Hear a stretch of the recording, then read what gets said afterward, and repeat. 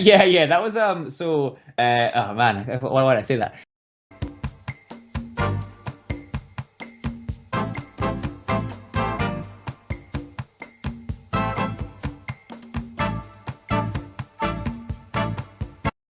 What's going on, everyone? PixelProtocol here. I have an import all the way from Scotland, believe it or not. The producer of Brutal, Richard Wood. How you doing, Richard? I'm great, thank you. It's raining in Scotland, very typical. So can't complain. So I'm inside chilling out. Now that the game's been wrapped up, how are y'all feeling on the team? Is it good to get the game finished and about to head out? I think it was really good last week, but now that the embargo's lifted, I think we're quite nervous, because it's that thing where you finish the game and you go, now we're done, and then once you finish the game, there's a delay between the game finishing and someone playing the game. If that makes sense. Getting a reaction you kind of from everybody. become, yeah, exactly. So you come a little numb to it, and all of a sudden people are playing it. So, but it's good so far. So it's been quite exciting. But watching someone play it on YouTube or Twitch is still terrifying. I'm just like, please just work, and it always does. But there's always the nerves. So far I've put about 12 hours or 10 to 12 hours. Nice. I haven't had a single bug happen. I haven't had anything crash. I can't think of anything really that would need a day one patch, which is rare nowadays. So. Yeah, I expect that is touch wood. That continues. Well, this is a granite table, but I'm not going to. All right, yeah, well, it counts. But you were saying in your stream that Sony backed a lot of the game? Yeah, they did, yeah. So the way it worked was that the owner of Frank on Stormcloud and the founder, he came up with the idea for the game. And he sent it off to Sony, sort of like, hey, doing this thing, what do you think? Let me know. And luckily, they really enjoyed it. They've got a division called the Strategic Content Division, and that's like in the Europe and in North America. And they basically work with independent games. So actually, No Man's Sky it's an indie game. It's an indie game, but it's quite technically, yeah. Yeah, but it's what it is. But they found No Man's Sky as well. And loads of other games. So you froze up for a second, but I got everything.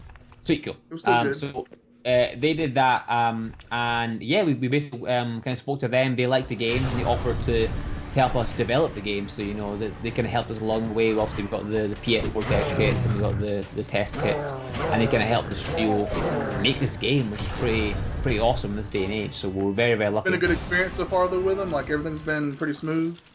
Yeah, no, I've loved it. I've thoroughly enjoyed it. They've got a really cool team over there. I mean, because we're part of the Play promotion, I've been working a lot more with the American office recently. But they've been great. It's been really good. Very lucky. I've been enjoying it a lot, so I'm just glad it's even coming. So, to be exclusive on PS4, I think it's pretty neat for them. It's a good get for them, I think. So, I'm going to go ahead and ask you a few questions that people had. Some of these I already know, but I'm asking just to get clarification for everybody else.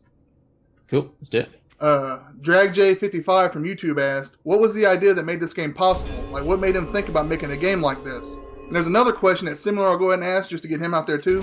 Mr. Platinum asked, how did they get the idea to make the graphics as it is? Yeah, sure.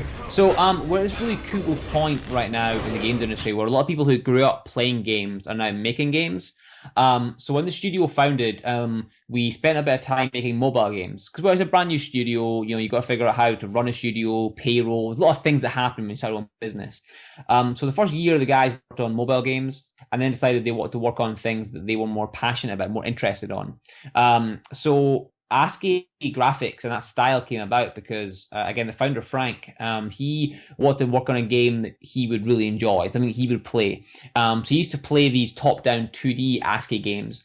So he figured, why not try and do a 3D version of that? So it really was sort of a throwback to the game that he used to play when he was younger. And I think you're seeing that more and more at the moment.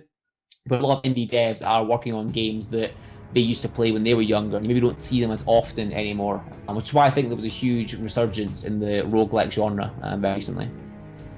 Yeah, I know Rogue had that very nice system where you could, like, just the way it played out, you could find food and everything, or stuff would be cursed, and it was very difficult too. People don't get that kind of stuff nowadays. It was very. I've never finished it. I played a lot of it. I've never finished it. Never.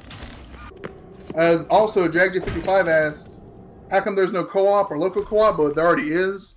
There's local co-op, and there's actually share play, which kind of tricks it into being online co-op.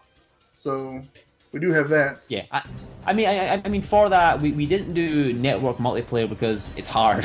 You've seen a lot of games come out recently where they just don't work on launch, or it's a day one patch, like you're saying, or it just doesn't feel that great. So to make that work, we would have had to either have a bigger team, have a bigger budget, or take longer on the game. So you kind of need to, when you're a smaller team, on your first game especially as a studio on PS4, you need to kind of think carefully what you're going to do. So we thought it was better to make the core game better than try and do network multiplayer and hope that it went well. You know, we're still a small team. We're less than 10 people now. But let's see, what else we got? Gloves Off Games asked, what kind of trophies can we expect to see in the game? So we've got I can't remember the exact number, but we've got a platinum trophy, and I think we a couple of bronze, a couple of silver, and a few gold. Because the game is obviously it's difficult, we thought instead of like having loads of bronze trophies, we would have bronze trophies for like make your first weapon, you know, enchant a weapon. Your first kill, and then I think, we'd have is one, more silver and gold trophies. Exactly, yeah. And then you get silver and gold trophies for like number of kills and how far you make it in the game. So it feels more rewarding. Even if you get to level 9 and die, getting that silver or gold trophy still feels quite nice, if you know what I mean. So there are bronze trophies, but we skew more towards silver, gold, and then platinums. Well, platinum, sorry. I know there's one for getting past Dungeon 13 because I got that one the other day. Yeah. Is there one for getting to 26? Because that's probably the one that's going to get me to work. Yeah. Okay, so that's going to be the hard one for everybody. Yeah. Oh, yeah. And he said how hard do you think they'll be on from 1 to 10, but it's something like it just depends on the person's skill. But I would have to say probably a good 7 to 8, just depending on how good you are at dungeon crawlers, how good you are at managing your inventory, and just luck on the dungeon you get. I mean, it's a lot factors into it, I think. Yeah, I would agree. I think it's one of those games that you do a few runs, and I think you'll get more used to the controls, what enemies do, and when to use potions. Like I think the more you play, you'll begin to realize that you'll save your food for later levels. The same as like there's a couple of skills in the game where if you level them up, you get your health back and your health bar increased. And I think people will start saving those until they're in trouble and then do them at that exact moment to get that full health back. So I think there's small things people will do as they play through the game. Yeah, no, one tip would be to use that Curse of the Vampire potion, I think it's called. That's a good one to always save for when I'm really low. Let them damage you a little bit, get your health back, and then fight back. Exactly, yeah. It's a good point. DragJ55 also asks, is there any difficulties in the game? Like a difficulty setting? Oh, sorry, I see what you mean. No. So it's just the one setting. It's just sort of the intended. I see what you mean. No. It's just the intended. Like this is what we're going for in terms of difficulty. You're playing through myself. It seems like it ramps up. Probably about dungeon 2 to 3. It already starts to go ahead and kick up a little bit.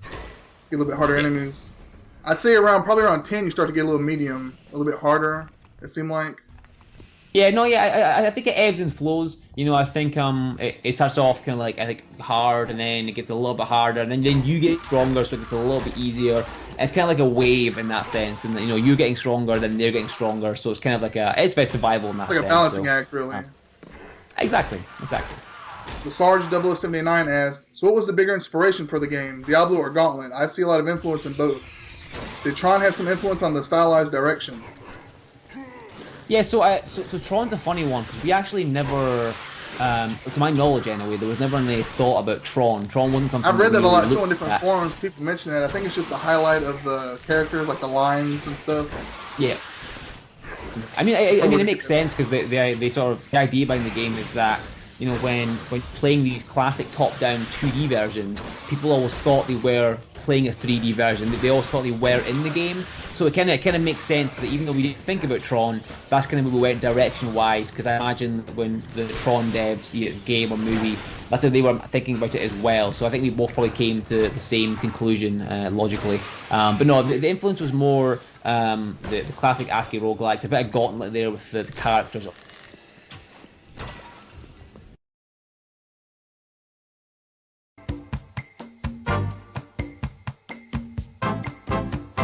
Yeah, that's a tough one. I think it's not Diablo, obviously. You know, like I wouldn't think of it as a Diablo or a Torchlight. I mean, we've got the mechanics and that you know when you're playing Diablo, right? It feels great destroying. Yeah. So it feels good to do that in Diablo, and we tried to keep that in our game as well, in the sense that you want to feel like if you destroy, if you don't get loot for it, you're getting experience points, so you can level up a later date. So we've kept that in. We've tried to keep the enemy diversity in, and the idea that you know you'll start off fighting single enemies or small groups, and then later on you'll see those groups kind of combine into bigger groups or more diverse groups. So we tried to keep that in there. So I think it's kind of the roguelike feel in terms of the mechanics and the difficulty. It's got the dungeon crawler feel in terms of the leveling and the getting better at skills, and then that kind of gauntlet feel in terms of like you playing an archetypal character progressing through the game. So it's kind of a mixture of various classic games and genres, if you will.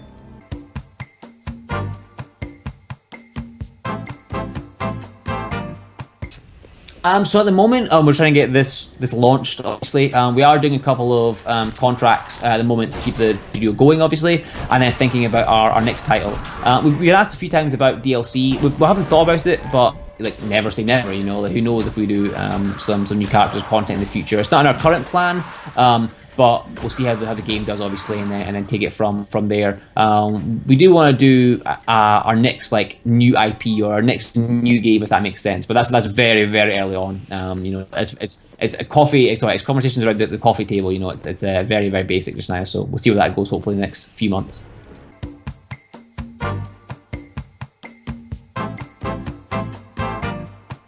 Yeah, that was so oh man, why did I say that? At my first games company. No, it's awesome. No, it's amazing. No, it was actually at my I think that'd be an awesome job, by the way. I think like being able to write in that creative sense for something like WWE would be amazing. But no, it was after my first job in the games industry. The company went into administration, so the company closed down very suddenly. I was looking for new jobs, and that one came up, and it's like a junior role, so it wasn't like it was like high level. It was like come in and just like help out on small things. So I applied for that, but it's very hard to get a visa in the US if you're not got like a work experience, and at that point I had nothing. But it was like a junior writer role, and I was like, that sounds amazing. Why not apply for it? But it didn't go anywhere, which I'm not surprised about. I've got no experience in that, but you know, why not? It doesn't hurt to apply.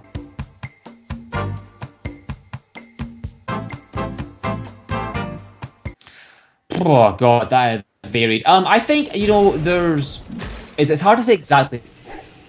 Yeah, exactly. Yeah, I mean, I've seen a couple of YouTubers who finished the game, but I don't know how long they've played it for. My guess would be they played it for the 10 to 15 hour range. But obviously that'll vary based on your experience with dungeon crawlers and roguelikes. But I don't know how long it actually took them to finish the game. So I'm going to guess around the 10 to 15 hour mark.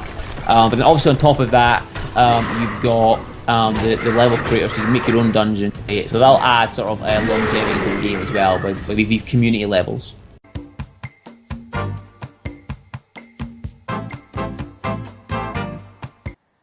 I agree with that. I think in hindsight, having like a hub of like here's the best level of the week as voted by Stormcloud makes sense. But I mean, I'm gonna do that on my side anyway, like via social media. It's not the same. Don't get me wrong. I think your suggestion would be very good, and I think having that sort of here, like what we think is a level you may not have seen, you should play this week, and the next week it's a brand new level. I think that would be a good idea. So I agree with you.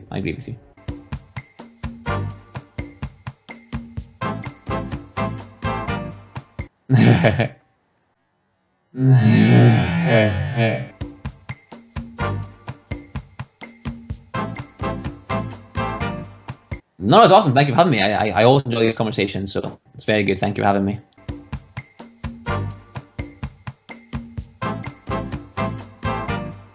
Yeah, I'm very lucky. I've got the same on Twitch, Twitter, and YouTube, all retro Crumpet. So I've been very, very lucky.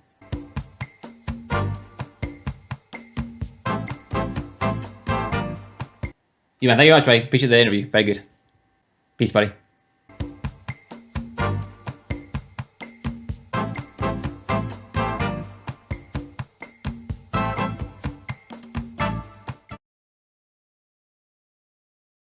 Thank you.